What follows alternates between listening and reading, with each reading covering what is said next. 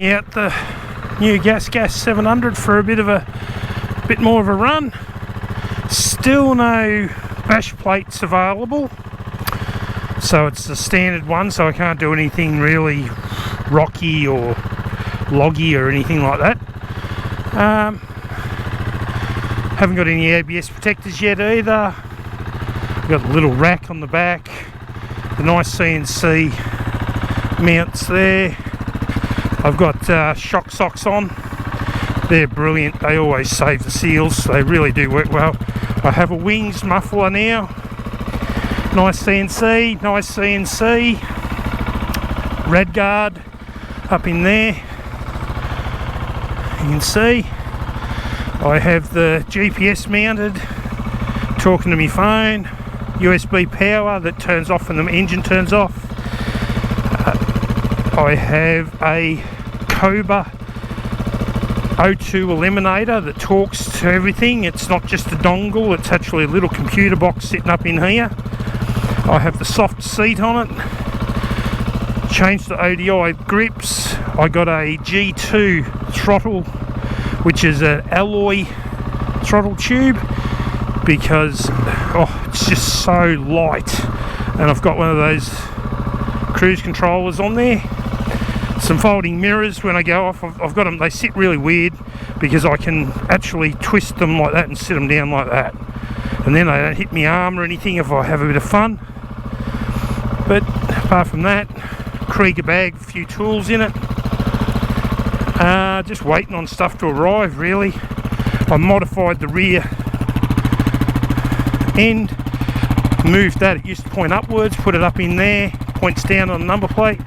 All looks pretty trick. And I've got the nice CSC big foot pegs. But anyway, we shall head out for a bit of a spin. The traction control on these things is a little bit, I don't know, they're a bit backwards, because when you've got it in off-road mode, which is number 2, see the traction control is off, see, it's just full off, but the light's on.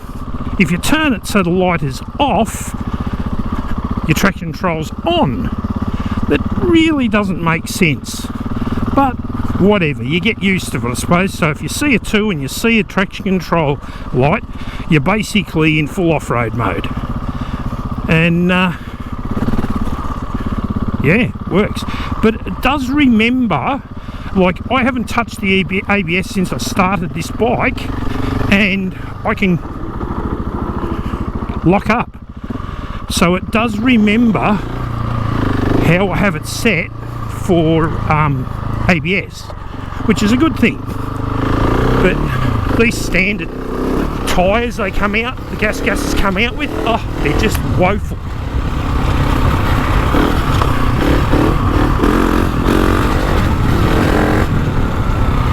But even running the bike in, it's got heaps of power. I find that in the forest, the quick shifter, it's a good thing for just like that sort of stuff. But if you start getting a bit technical, yeah, they get confused. So I just go back to the old clutch method. It just smooths everything out.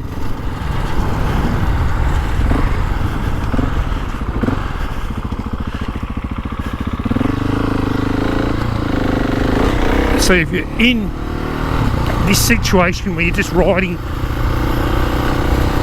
along, you can just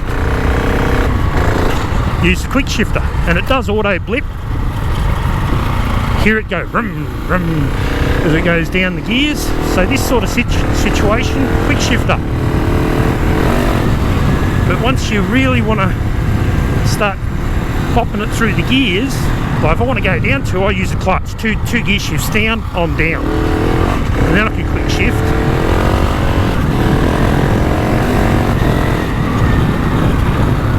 But I'm basically clutching on the downshifts because it's just better, gives you more control. It's a little bit wet out here, you can tell by the muddy looking stuff.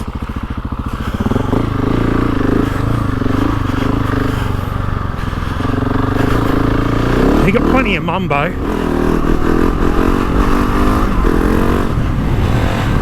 See, when you quick shift on a wheelie, it can actually, it's not actually safe to do it that way, unless it's a power wheelie where you're just floating along and your front wheel's sort of on that angle and you can just quick shift. You can do that, but if you're getting the wheel fairly up, if you quick shift, it can actually over torque the next gear and throw the bike up, and you lose that balancing control.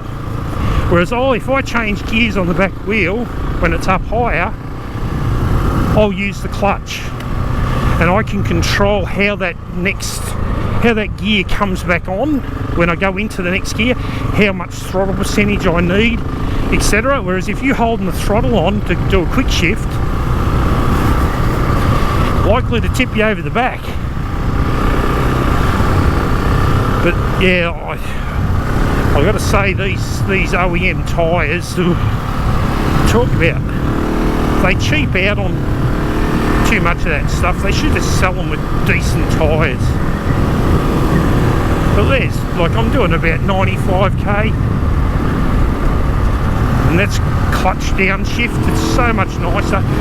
Quick shift up.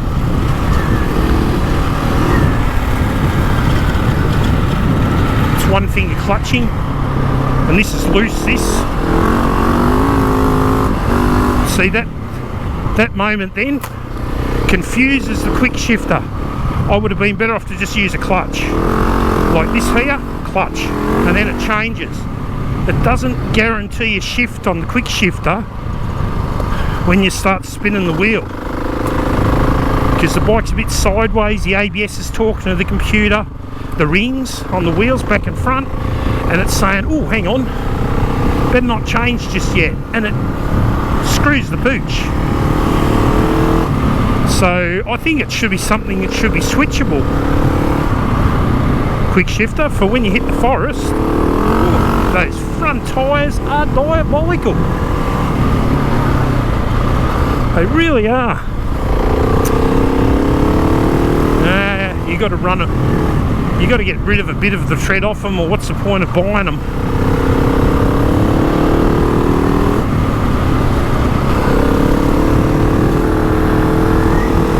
I have changed the front sprocket to a 14.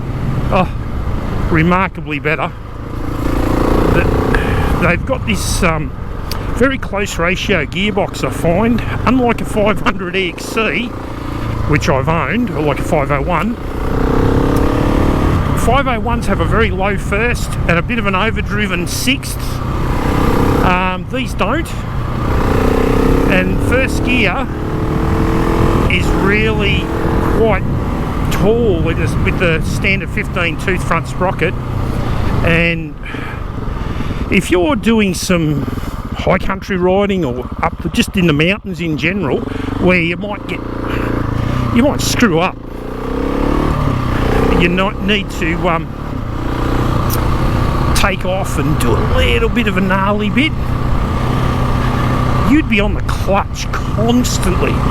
Whereas you could clutch away with this gearing I've got now, and you could get up on the pegs, you could focus on getting up on the pegs quicker. You lose that little bit of highway speed cruisability. Who cares? Most of the time you'd be riding with somebody on a DRZ 400 or something, and they don't want to ride much faster than 110. 110's pushing them, like they're really revving at 110, even with gearing changes. So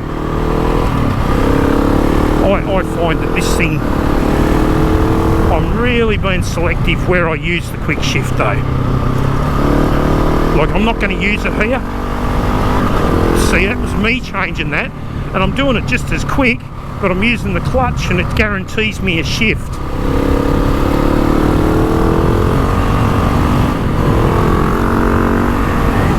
So that's fifth gear. I was doing 100k then, and I've got another gear yet, so dropping at that one tooth, like I'm in fifth now, it's not revving because I'm still running it in. Like, it's just not revving. There's 6. It's just effortless at 100, 110.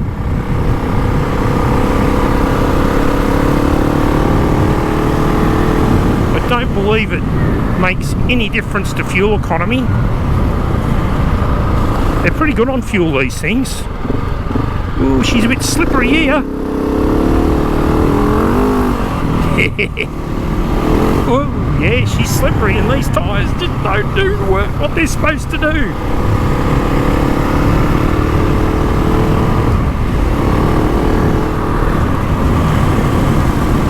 See, now I'm in top gear. It doesn't even sound like it's working. I'm sitting on 90. There's one down, it's clutch down, like I said. Now quick shift up.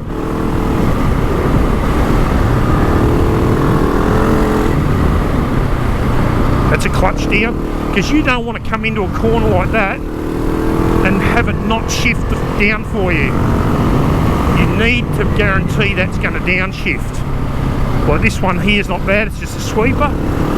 Next one, don't know, so I want to clutch that so as I can actually guarantee I'm in the gear I want. Ooh, a little pop there. There's 115. I think it was 110 or something. We'll have a look in a sec. Too busy watching where I'm going.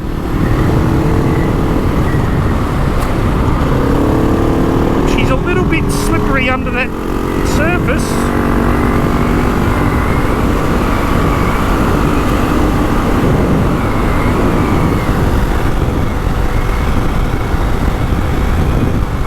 I can't really go much quicker. It's got heaps, but I don't want to go any quicker than that while I'm running it in. It's not a bad little thing though. It's not an enduro bike by far. There's weight there you can feel, but compared to my Tenere, you can ride it like you stole it. Here's one of these corners I was saying. You got to guarantee a downshift, so I clutch, and then I can quick shift. Quite good. I'm not even revving, it's a bit loud. These wings mufflers, I've got the medium dB killer in it. I'm just going to put these mirrors down because they drive me nuts. That's better.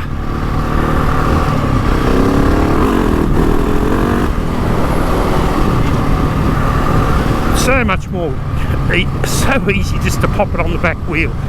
You can just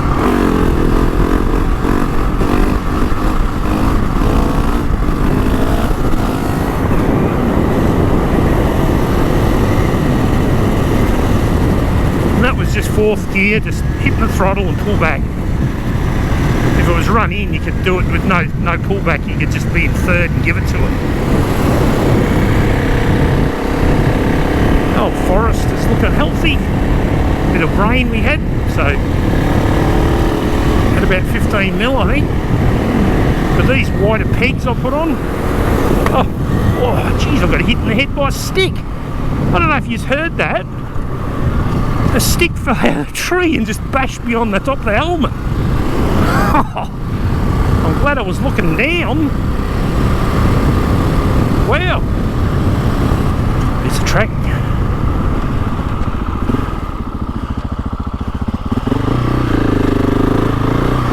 I'm going to have to watch these tyres because they just don't want to do anything, especially in this mud. This green gorilla's not here. Yeah, you've got to use clutch when you get into the forest. Yeah, see that? These, you can't stop these tyres, it's just terrible.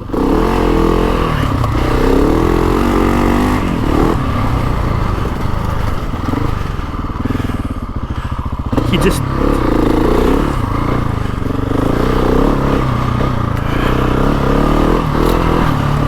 got a nasty little stump sticking up through that track.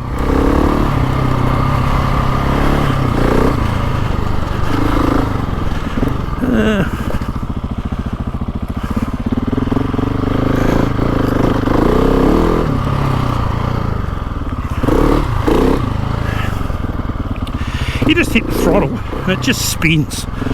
God, they're garbage. I'd say these are probably about the same as a Dunlop 606. Designed to get a fair few Ks. They don't do anything really well.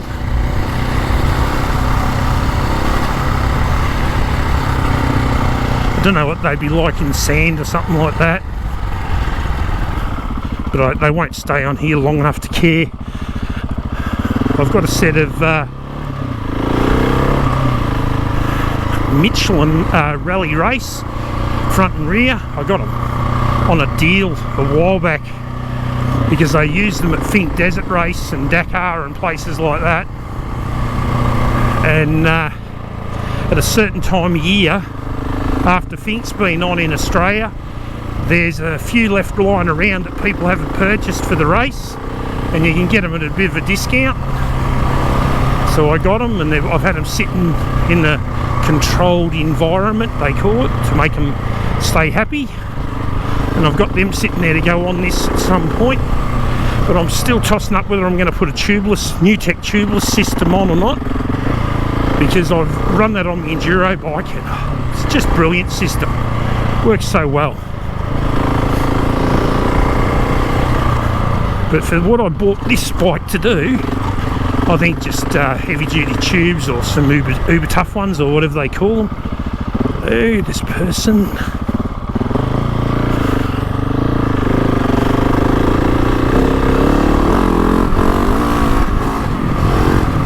They're just, I'm on the back wheel then, and it lit up while I was on the back wheel.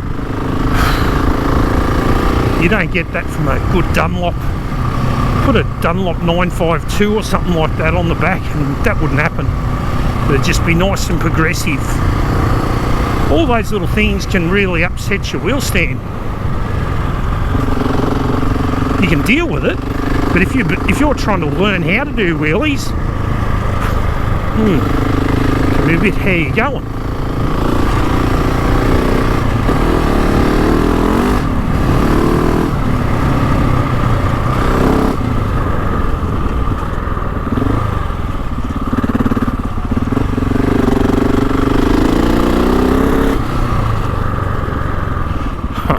I just realised what's going on here. Well, this is a bit stupid, isn't it? Hey, what's happening? I'm thinking, what's going on with my throttle? It's so smooth and then it gets heavy. My cruise control's coming up hitting the mirror. So I'm going to have to lift that so the cruise control doesn't clip the mirror.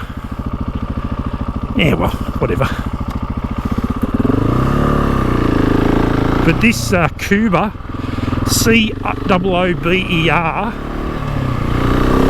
it's called a Cuba LM ECU, and it's just an engine control module, but it's an electronics control module, I'd say. But it's ridiculous how much cooler this engine runs with it. I could actually touch the header pipe with bare skin the other day after riding. The header pipe on a 700 or a 690 based engine, I could touch it with bare skin and I didn't get burnt. It makes that big a difference. These Euro 5 models just run so lean. I knew as soon as I rode the thing the first time, I went, nah, I'm not going to ride that until I get that sorted, because it's just taken life off the engine. Because I know what a lean engine sounds like and how they react, but now the throttle's so much nicer. It just works the way it should, and there's less popping. I get a pop every now and again out of the exhaust, but I used to get that out of my fully flashed Super Motard 701 Husky I had, so that's whatever. But it just does such a good job. Damn, I'm not going to have a look.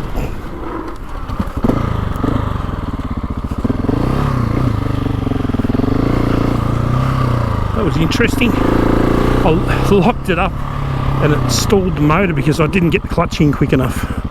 because your brain gets switched into, oh, am I using the clutch or am I using the quick shifter? And if you forget and you lock the back wheel, you stall the motor. A little campsite here at a dam.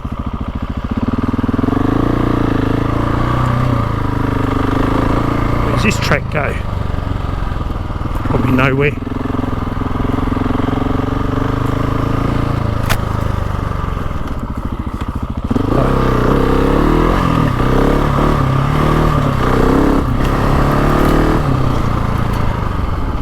This would be metal detecting people that come out here and they open up all these old gold tailing tracks. Oh, what's that front end again?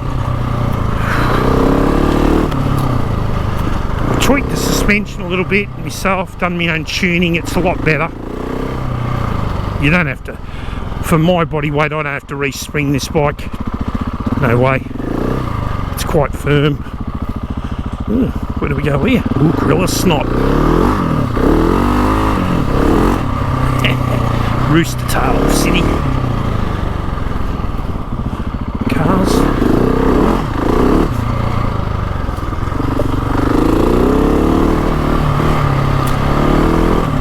This forest is good for out running in because you're on and off the throttle a lot, and I'm not giving it full throttle. Oh, where'd the track go? There it is. Ugh, tree. Some of it wanted to come with me.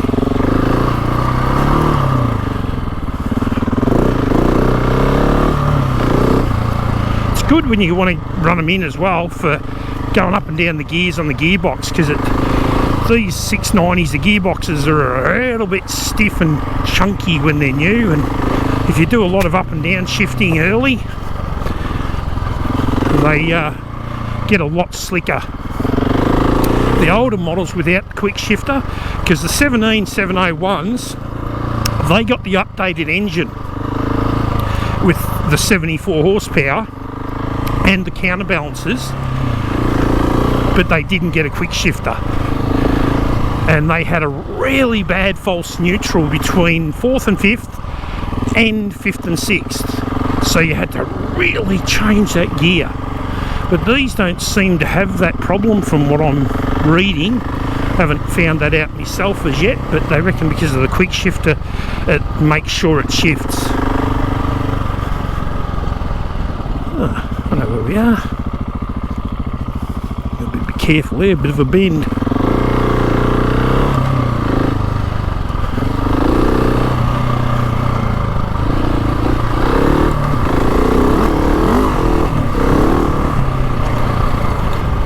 I'm only using about 1/3 of throttle.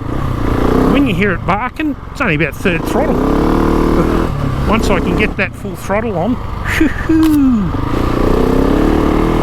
but the one finger clutch is so nice that you can, it's very light clutch. It's not as light as the middle Honda. See, that's a clutch downshift because, oh man, how slick was that?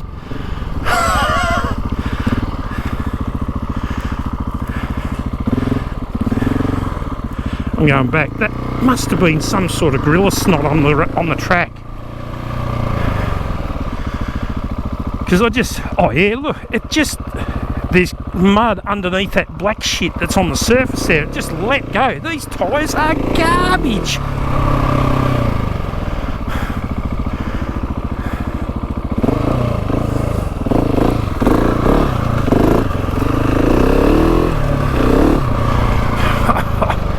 That's nuts. Yeah, that's slick as.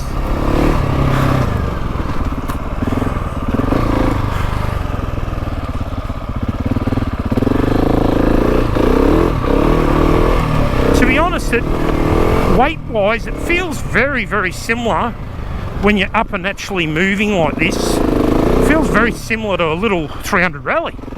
Physical weight and how it moves around and stuff. But the little rally, I don't know why, but you can stop it easier. It's easier to stop than this. I don't know whether it's the inertia of the bigger crankshaft or something, I don't know. But you go along like this, and it's just, Phil, this is your spot, mate. Remember, you come across here and you crashed because it's actually slippery, and then you end up dropping your iPhone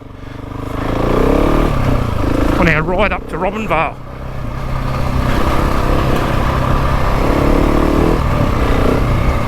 Go past my son's joint. Hello, son. He'll be selling his my old 501 soon, I think. He's going to buy a gasser, I think.